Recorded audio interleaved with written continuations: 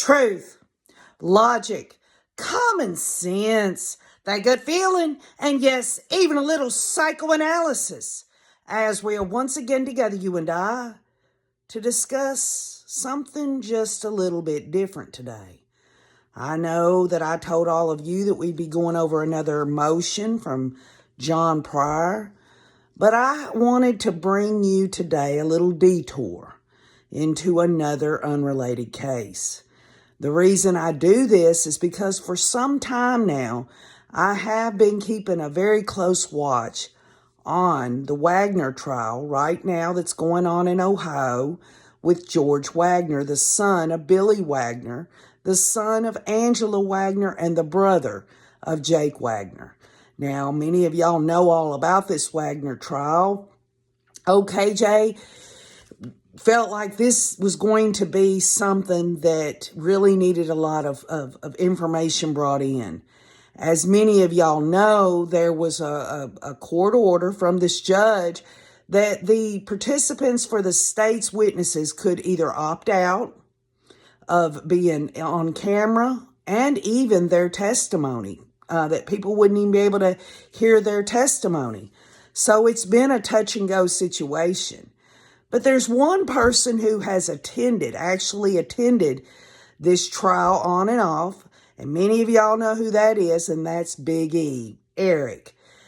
He is on YouTube, BCBE, and under his About section in his YouTube, although he doesn't use it as much as he uses his Twitter, which is the docket chasing papers. Under the About section in YouTube, Eric says, "I'm here to bring awareness to child and female abuse that most people never hear about on mainstream media. I do this for free because I'm not out to make a name for myself or to profit from another's family's pain and misery. But if you'd like to buy me a cup of coffee, it's greatly appreciated via Venmo at the /docket/71. Let me say that one more time. Venmo at the and then the slash, then docket/71.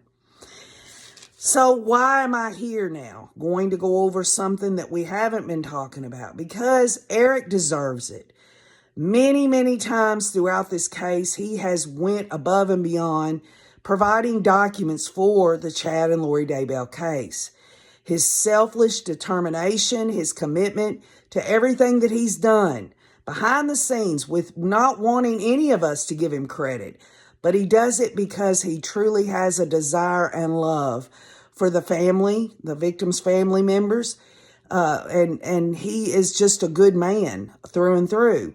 So he has attended this trial in person, on and off, in Ohio, because he actually lives in Ohio. And he has given Mama Bear, Miss Kathy, and Cresha, and Jen and I, he's given us the ups and downs and all arounds of what he has seen in all of this. I'll have to confess, I haven't been as laser focused as Eric has on the Wagner trial, but I was waiting. I was waiting for that perfect amount of testimony to come in, evidence to come in, where things would make more sense to me. You see, OKJ, I went with the mainstream version. This was all over a custody battle. This was Jake Wagner and Hannah Roden.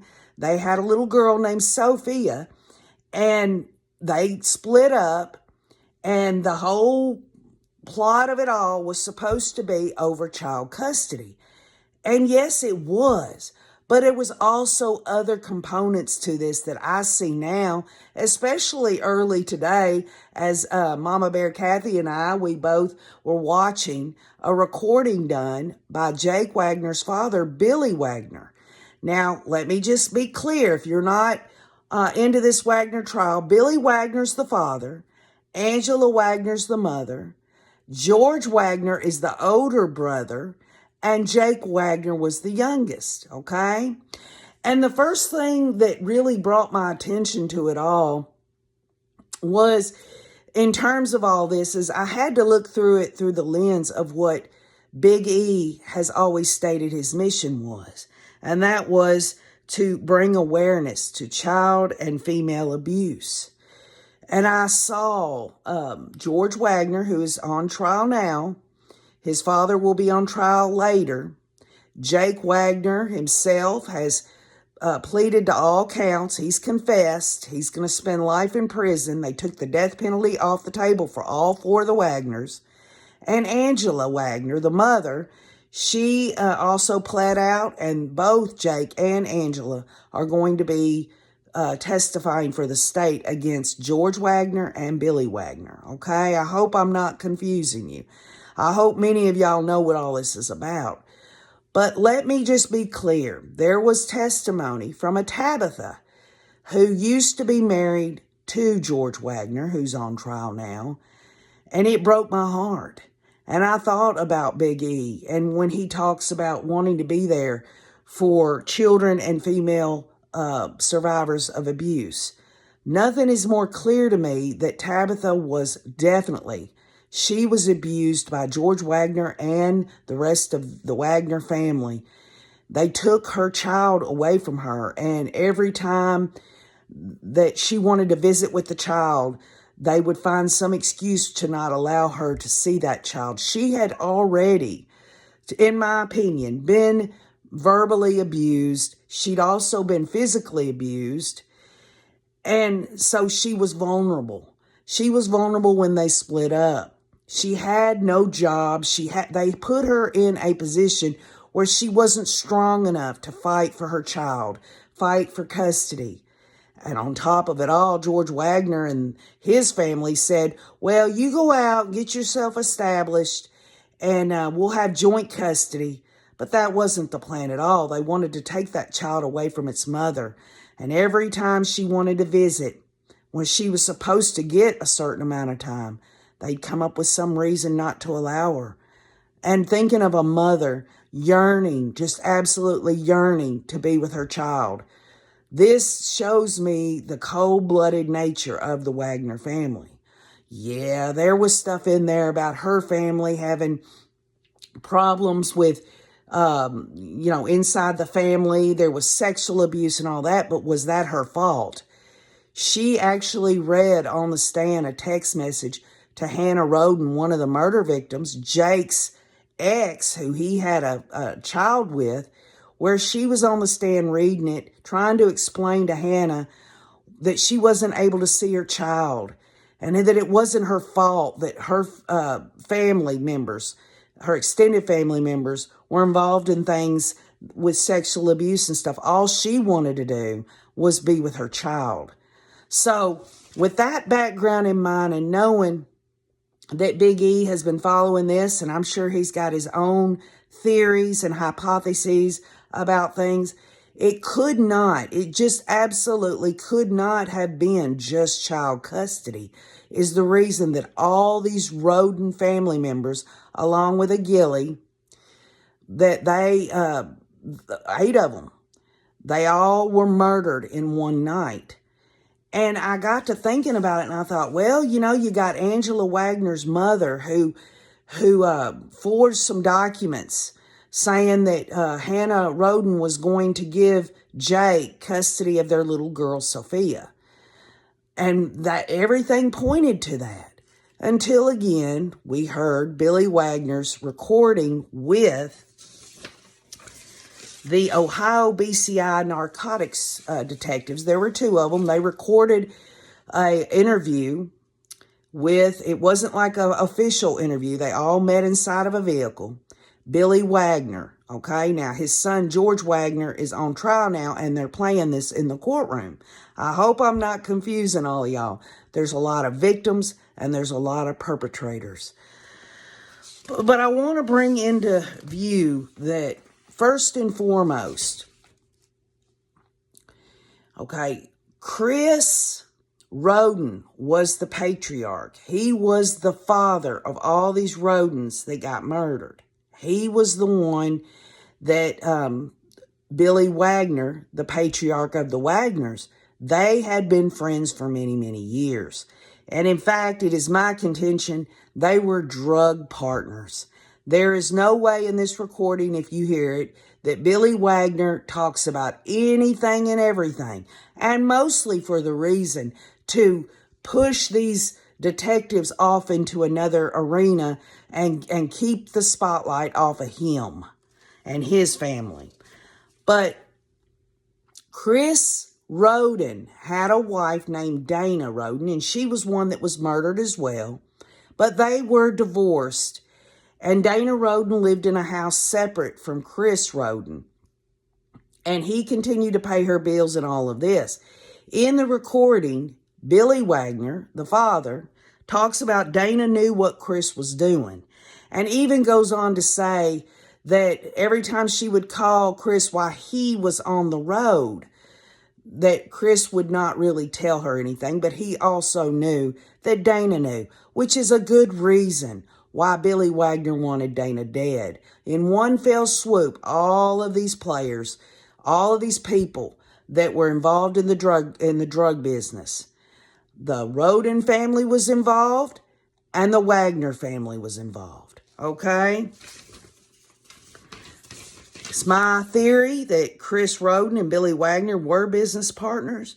And that this is my theory as well, that they were hauling drugs in junk cars from different, going over state lines, going to different counties. That's how they were bringing the drugs into Pike County. That's my opinion. Billy Wagner tells these detectives that he'd been on many trips with Chris.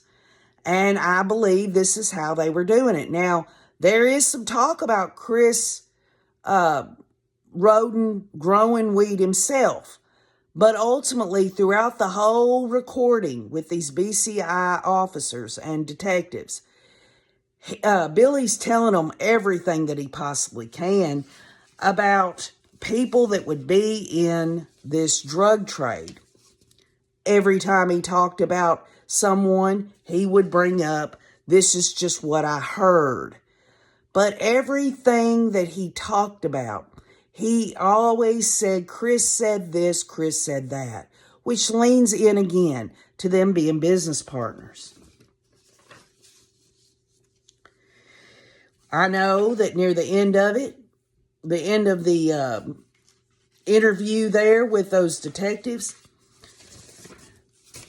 that Billy Wagner tells them, I ain't a effing snitch, but Chris is dead now. And so this brings me into my theory and hypothesis, okay, about not just the child custody, but also the fact that Billy Wagner knew that Chris and his family members knew that they were in business together in the drugs, in the weed, whatever else drugs. He mentions cocaine as well. What I believe is that when Jake and Hannah Rhoden broke up and Sophia was, with Hannah and everything, Billy Wagner could not do to Hannah Rhoden like him and Angela had done for George with Tabitha, by getting Tabitha away from their grandbaby and keeping the grandbaby. They couldn't do that.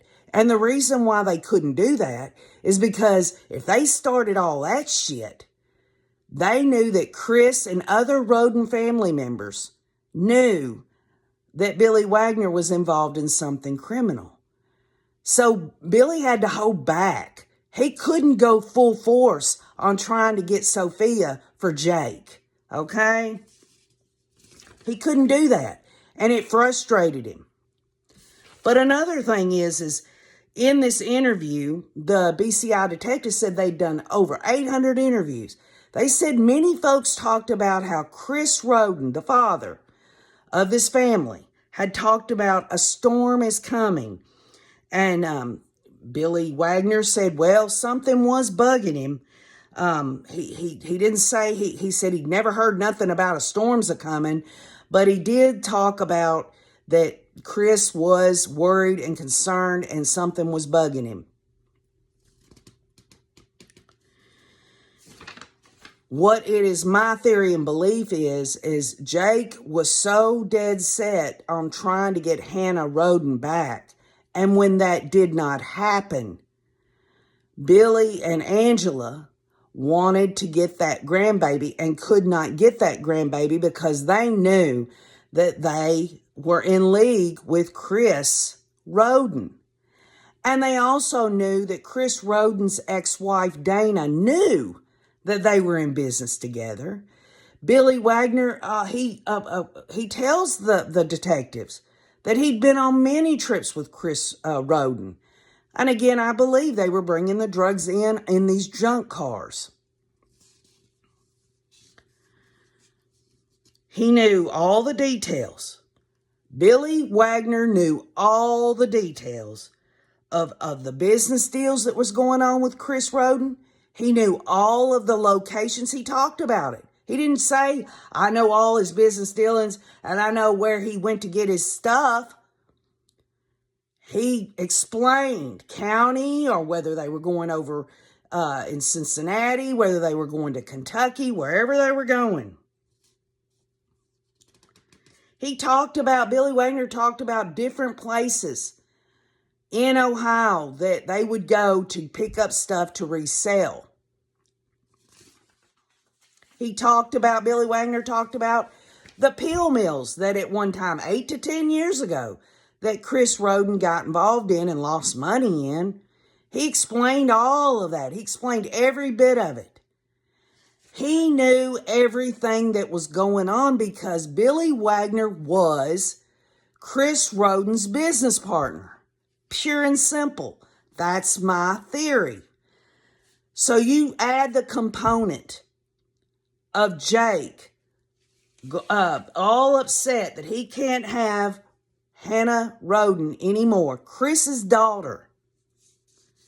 You get to these types of little sayings that Billy says in his recording, down to the second, where he talks about Hannah was a damn brat, says Billy Wagner to the detectives. At the 1:30 mark, all the way up to the 1:32 mark, 32-second mark, he says, you're looking in the wrong direction, talking to the detectives. And what direction is he talking about? He's talking about you need to go look at another direction away from the fact that Hannah's father, Chris Roden, he says it quite clearly in those seconds. He talks about how Chris Roden spoiled Hannah Roden. Chris Roden would have done anything for his daughter, Hannah. Billy Wagner knew there was no way they were going to get that baby like they did when they did that to George's wife, Tabitha. They knew they couldn't do it. There was a roadblock there.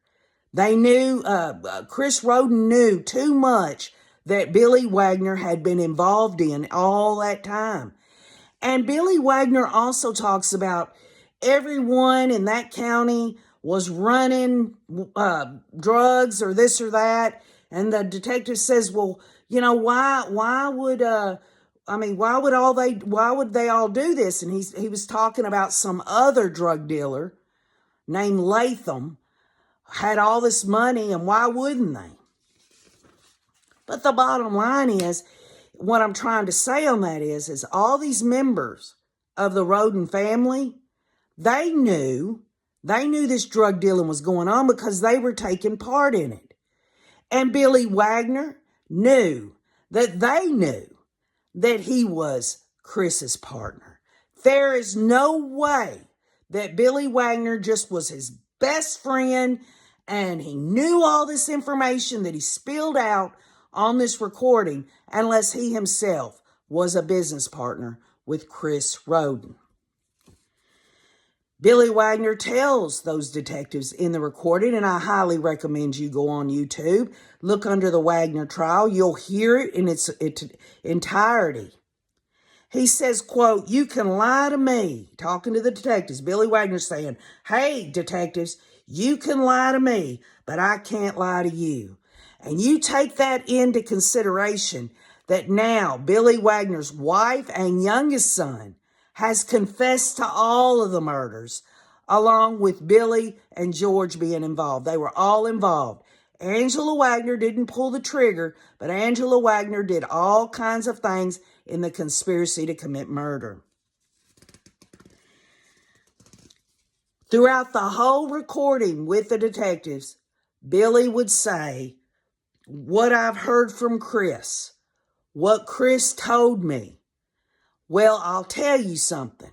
If you'll listen really well, you'll see that Billy Wagner digs his own grave in terms of his involvement in all this, because this was a two-pronged thing for him.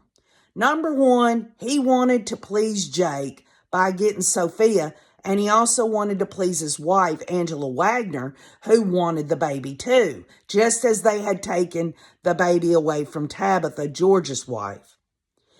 He wanted to do that. That was number one. And number two, this would wipe them out where nobody could tell on Billy Wagner for his involvement in the partnership with Chris Roden. You see, this was more than just one reason. Billy Wagner could not deal with not being able to have his way, but with getting that baby from Hannah Roden for Jake, because they had been successful getting the baby from Tabitha to give to George, but he was roadblocked. He couldn't do that now.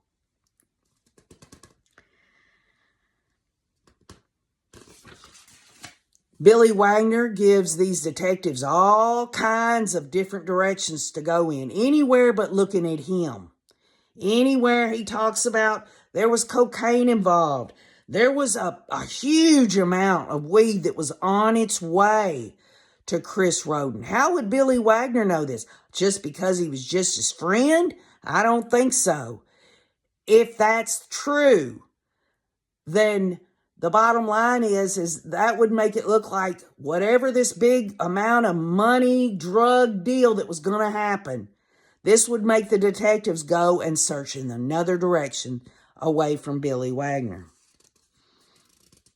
He talks about that there were runs being made by Chris Roden at least once a week.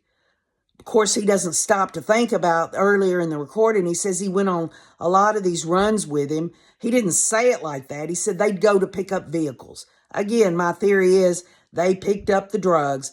They'd hide them inside the crashed vehicles and bring them back into Pike County. That's how they concealed them. He brings, smoke screen after smoke screen about this Vance fella, about Latham, this high-powered drug dealer who all the drugs come from him. But he slips up and he talks about that this Latham guy's got all this money, and why would he go and get into the drug trade if he got all his money from coal in Kentucky, and how stupid that was. But then he goes into this, why didn't he go out on a beach? He could have done anything, this high-powered drug dealer. But then later on he talks about that it was Billy Wagner, and Chris Roden, who were supposed to be best buddies. Their plan was to buy a bar and live on the beach. So it tells you right there that Chris Roden and Billy Wagner had these ambitions to be big-time drug dealers. And there was some things going on in all of that. They were trying to shift the playing field in terms of going on runs. They were going to start growing it. They themselves, whenever these drug dealers, when they start overshadowing other established drug rings or whatever, people get into these situations, and it makes sense that this was a hit on Chris Roden and his family. This is something Billy Wagner thought about. He knew that they were going to find out about, through all the people in Pike County, that, Chris Roden, he did deal drugs. And he said all this other stuff was bullshit. In other words, if somebody tells you that I was doing all this with Chris Roden, then they're bullshit. That they don't know what they're talking about, because Chris never talked to nobody. He talked to me, but he didn't talk to nobody else. And this is quite interesting that the detectives asked Billy, said, there's this thing going around. We've interviewed all these people. They said 2 weeks before the murders that Chris Roden pulled a gun on Billy. Okay? He pulled a gun on him. And the bottom line is that true? If it's true, what was it about? What was it about? Because Billy says it was all bullshit, that didn't happen. But it's just interesting that a lot of people said that. So when people say that Chris Roden was saying a storm is a-coming, and I'm concerned, and even Billy confirms it by saying, well, he was bugged about something. Of course he was. Because during the 2 weeks, 2 to 3 weeks, and if you think about it, this plan was in place about a month about, taking out this family. The bottom line is that Chris knew that him and Billy were not getting along because of what happened with Jake and Chris's daughter, Hannah. And he knew things were fixing to get really, really tough. Because he knew that Billy knew what Chris was doing. And Billy knew what Chris knew that Billy was doing, if that makes sense. They both knew each other had shit on each other. Does that make sense? So this was what, all 8 to 10 years. And he's talking about all this stuff all the way back then that Chris was involved with in terms of pill mills, weed, cocaine, and all this. Billy himself put himself there as someone who was there the whole time while Chris was doing the drug dealing, okay?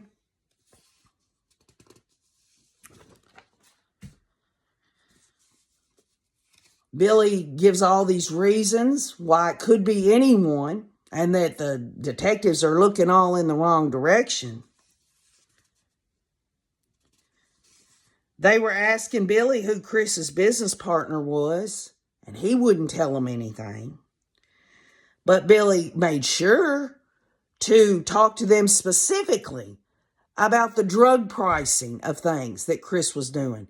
Now, if this is someone who kept saying over and over in his recording, oh, Chris did what he wanted, I didn't give a shit what Chris did, I was going to be his friend, then why would he continue to sit there and fill in the blanks on someone who absolutely knew more than just what Chris was telling him? He was part of it. Him and Chris Roden were partners.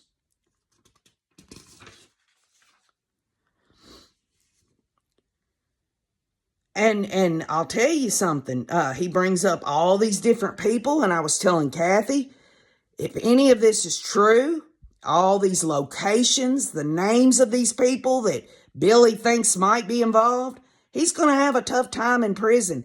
Because even though he tells the detectives, I'm not a snitch, but Chris is dead, the bottom line is he should have turned that around and said, Chris is dead because Chris might have snitched me.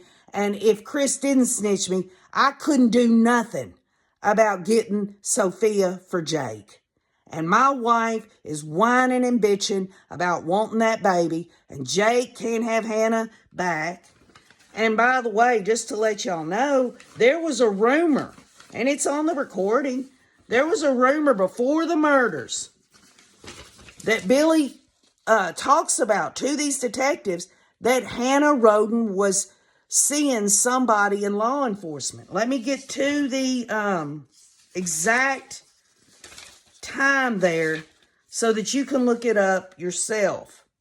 At 1:33, go to 1:33 on the today's Wagner thing. He says, bullshit rumor that Hannah was dating one of them, talking about law enforcement, because right before that, he says the police were out there. And he says, and there's a bullshit rumor that Hannah was dating one of them. Her and Jake have been going together since they were 13. There was a rumor going around before these murders also that Hannah was going to be getting involved with a law enforcement officer, which is another thing that Billy could not deal with. Number one, he was afraid maybe Hannah would tell this guy who's in law enforcement what his involvement is in the drugs, which I don't know if that would have actually happened because that would have implicated Hannah Mae's own father. But he didn't like that because if she got with a law enforcement officer, that's another way that they can't get that baby for Angela and Jake. So that was at the 133 mark. The bottom line is this. It is clear. It is absolutely clear. If you listen to, I think it was yesterday's testimony of George's ex-wife, Tabitha, she lays out specifically how abused she was, how they took her child from her. She couldn't even have it. She didn't have the money to go and she even called the police one time and they said, well, that's their property. She would have had to go back into court. She was vulnerable. She might have had her own messed up problems, but she deserved to be with her child. And Angela and George, the father of that child of Tabitha's, they took that child from her. And then they wanted to do the same to Hannah Mae because they knew Hannah was not going to go back to Jake. And so the bottom line is they were going to find a way. But what stood in the way of that? That was Chris Rhoden, the father of this whole family, who was brutally murdered. And Dana knew what Chris knew. And Billy Wagner just in his own mind thought, well, I want this baby for Jake. And my wife, Angela, is trying to, get me to do this. And there's evidence and a confession from Angela that she helped them prepare this whole thing. Because Billy Wagner was a business partner of Chris Rhoden, it stopped him in his shoes. He could not do that. So what did he have to do? He couldn't just go kill Chris Rhoden, because he knew everyone else in that family knew what was going on. He knew that he had to get rid of all of them because the initial hypothesis was they killed all these Rhoden family members because if they were going to make up some kind of fraudulent custody thing, that Hannah Mae had done that the other family members would have fought for Sophia. But, that could have been a tiny component. But no, they all knew. They all knew what was going on. Dana was after even being divorced from Chris Rhoden, she was being financially supported by Chris. She knew what he was doing to get the money that was supporting her. She knew that Billy Wagner and Chris Rhoden were like this. They were doing all this together. They were bringing in the drugs across county and state lines through these vehicles. They had to get rid of all of these people. And, there was people out here, the 800 plus interviews that these detectives talked to Billy Wagner about. Well, his thing was, it's all a bunch of bullshit. They didn't know what was going on. No, Chris Rhoden never spoke to anybody. He was so emphatic about that. He wanted those detectives to believe that all these people out in the community outside of the Rhoden family, that was just a bunch of crap. That's just rumor. He felt like he could get away with that, but he could not get away with it if the Rhoden family members knew specificity about how Billy Wagner and Chris Rhoden were in business together in the weed and cocaine or whatever else they were doing. I mean, if Billy Wagner knew 8 to 10 years ago that Chris Rhoden was selling pills from a pill mill and he knew exactly where these pill mills were, this was what it was all about. So Billy Wagner, Angela Wagner, Jake Wagner, and George Wagner started their planning. They were going to take out the whole Rhoden family. And that would have satisfied two things there. That would have satisfied Billy Wagner not getting in any trouble for his participation in Chris Rhoden and his business venture of drug dealing. And he could also, without anybody standing in the way, he could take that baby. They took Tabitha's child. They took that child away from her, but they couldn't take Hannah Mae's child away without ultimately, through the Ohio State, BCI, through all these law enforcement agencies, the FBI, that they caught them. They caught them. So I give this theory and my hypothesis on this in honor of Big E, who is a proponent of child and female abuse. There is no doubt that this happened to George's wife, ex-wife Tabitha. This also happened to Hannah Mae. This is a terrible, terrible thing. 8 people lost their lives, all because not only the custody, but because Billy Wagner knew there was no way he could do that, knowing that Chris and the rest of his rodent family there knew of his involvement. So leave your comments. Tell me what you think. I hope I haven't made it too complex. But, you know, Big E's done a lot for the Chad and Lori Daybell case in terms of documents and his ideas, all the times he's been on creches, the things that he has constantly been trying to do to be helpful without not wanting a bit of credit whatsoever. My hat is not on my head, but if it was, my hat's off to you, Big E. I love you all. We will get back to Chad Daybell's motion for severance. So keep on looking.